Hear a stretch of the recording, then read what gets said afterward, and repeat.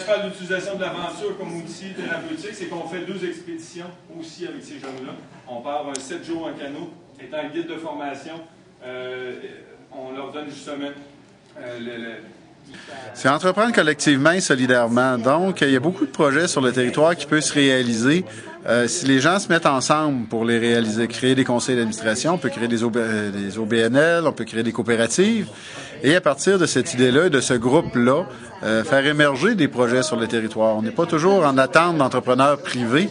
Mais quand collectivement on est capable de faire des choses sur nos territoires, il faut réussir à les faire. Là, ce matin, ici, c'est une réunion de plusieurs pour se faire connaître.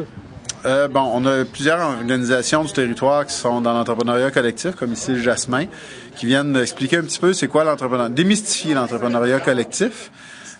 Et on a aussi les partenaires des différents paliers de gouvernement qui soutiennent les projets d'entrepreneuriat collectif.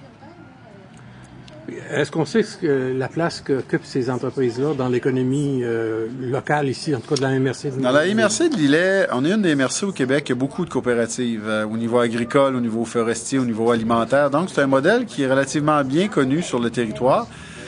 Par contre, ce sont plutôt des vieilles organisations. Maintenant, on veut renouveler ces organisations-là, créer des nouvelles coopératives, créer des nouvelles dynamiques au niveau de ça.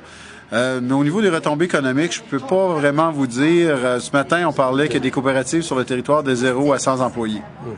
Donc, on en a qui ont 100 employés et plus. Puis dans tous les domaines, l'alimentation, la forêt... La forêt, industrielle. Vous savez, Horisol, à Saint-Jean-Port-Joli, c'est une coopérative. Promo Plastique, c'est une coopérative. Les produits forestiers non ligneux ici sont sur la formule coopérative.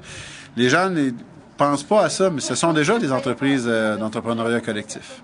C'est plus simple à organiser, c'est plus par rapport à une entreprise privée, là, comment est-ce qu'on peut voir ça? Non, c'est pas plus simple. C'est autant de travail parce qu'on démarre une entreprise. Donc, il faut s'assurer que cette entreprise-là est viable, est rentable, a des marchés, que le produit. Les mêmes critères s'appliquent. Les mêmes critères s'appliquent. Par contre, un entrepreneur privé va avoir à faire la démarche lui-même de A à Z. Quand on est 8 ou 10 personnes, on peut se répartir les tâches, on peut aller plus rapidement. Au niveau des soutiens financiers gouvernementaux, il y a des programmes spécifiques pour l'entrepreneuriat collectif, comme Investissement Québec coopératif, le chantier de l'économie sociale, la fiducie de l'économie sociale, le réseau d'investissement social du Québec. Il y a beaucoup de programmes qui existent pour soutenir ces organisations-là.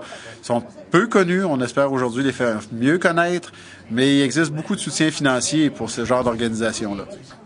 C'est une journée pour sensibiliser sur l'entrepreneuriat collectif. Donc, le modèle d'affaires que peut être l'entrepreneuriat collectif, soit sous forme de coopérative, d'organismes sans but lucratif ou de mutuelle.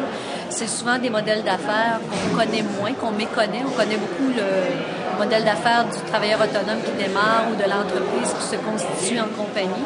Mais souvent, les modèles coopératifs de solidarité pour démarrer des projets d'affaires sont des modèles qui, le prouve statistiquement, sont gagnants en termes de taux de survie, en termes de nombre d'emplois créés.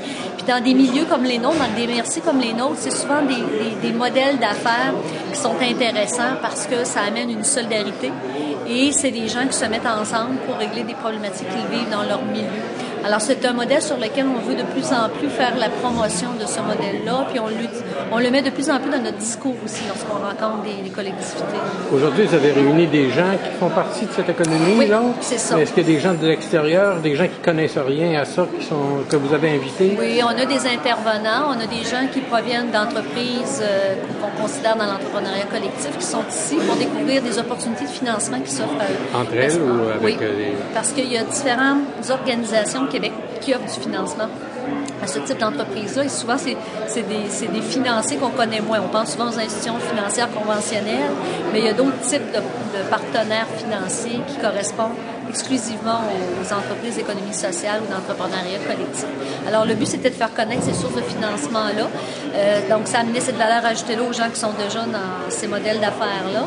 Puis l'autre volet, il y a des intervenants qui ne sont pas des gens qui actuellement œuvrent au niveau de l'économie sociale, l'entrepreneuriat collectif. C'était de leur faire découvrir des exemples de ce qui peut se faire. Puis dans quel secteur, finalement, on peut faire l'application de ce modèle-là.